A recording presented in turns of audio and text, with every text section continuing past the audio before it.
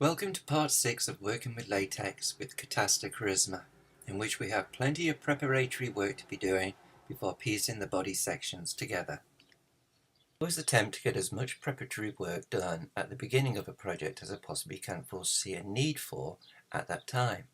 In the case of the tube dresses, this means for the longer version I need to have ready my mandarin collar, partially make up the back, and incorporate a zipper. For the shorter dress, this will include the lamination of the eat-in collar and the incorporation of the zipper. Both dresses will also require laminated shoulder caps. Depending on the length of this video, zippers may have a video all to themselves. Turning my attention first to the eat-in collar of the shorter dress, and we could equally do the following for the Peter Pan version too, I first cut off the seam allowance area from the collar pattern. I then mark around the template twice on the underside of some rubber. I have a second piece of unmarked rubber ready with its underside also facing me. I mix up some glue with some solvent, around 70% to 30% mix, just to soften and thin down the glue. Place my rubber sections on some paper to protect the work surface from any glue spillage.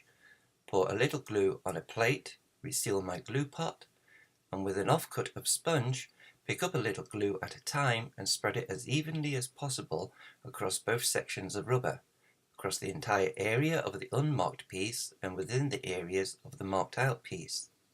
The rubber buckles and can possibly curl in reaction to the glue mix, but we allow it to dry and settle back down before touching it.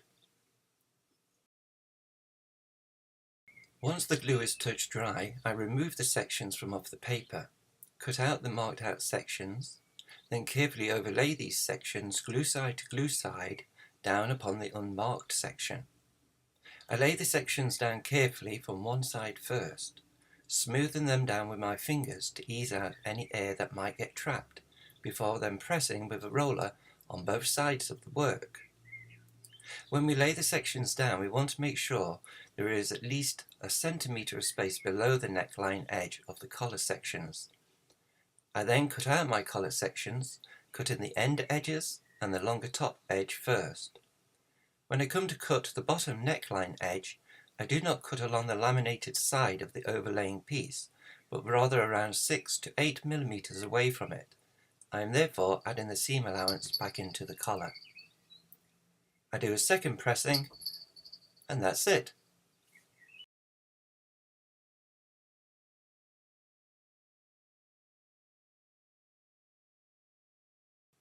We go through the exact same process for the capped shoulder sections. Cut off the seam allowance for the template, mark around them on the underside of a piece of rubber.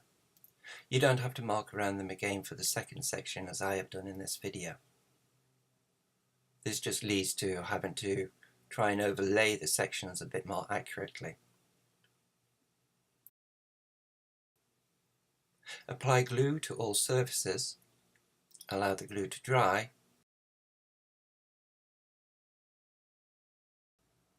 cut out 2 cap sections,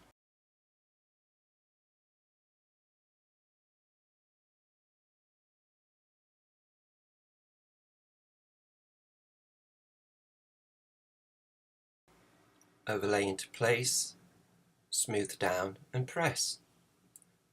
If you need to realign any sections to reorientate them, or because the section isn't laying flat or air is being trapped, then before they are pressed, they can easily be peeled back without any damage occurring to the glue surfaces. This is because we are working with a thinner glue mix and we haven't laid anything down firmly to begin with. Cut out, leaving a seam allowance along the edge that joins to the armhole. With the caps, it is best to mark on them which area will go to the front of the garment and which area to the back. Doesn't matter which side of the lamination you do this to. Lamination serves 2 purposes in our garment. It thickens the rubber so it becomes more rigid and holds its shape better, which is what we want for the collar and caps, and it gives the sections 2 face sides so that should we see the undersides I'm wearing, we aren't seeing the rougher and more matte surface. The step caused by the seam allowance also serves 2 purposes. It helps to produce a better bond with the rougher underside revealed, and it produces a smoother and more flush seam.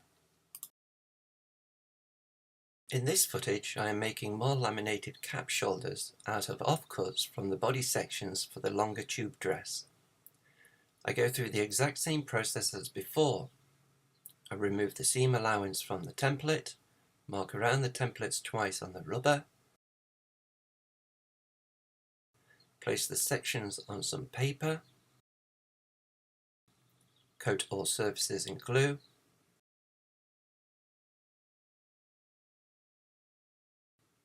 allow to become touch dry, remove the paper, cut out the two sections,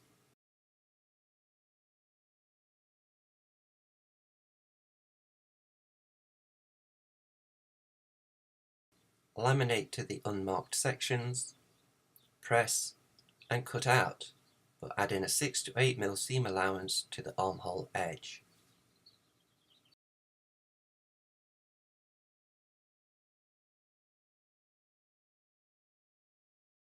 Again, it can be best to mark on the sections which areas go to the back and front.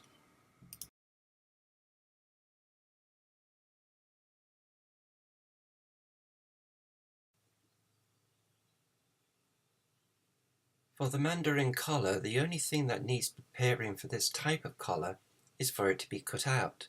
There is no lamination involved.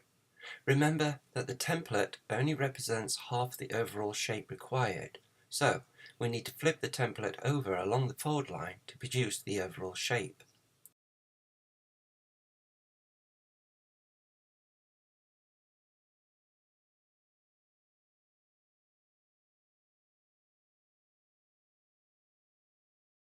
Mark on your collar, as well as the front body section, a balance marker. This is on the neckline of both sections, at the point of the fold line. This is the middle of each section and will later help us to align the sections together for when we come to join them. Join me for part 7, where I will demonstrate how to incorporate the zipper.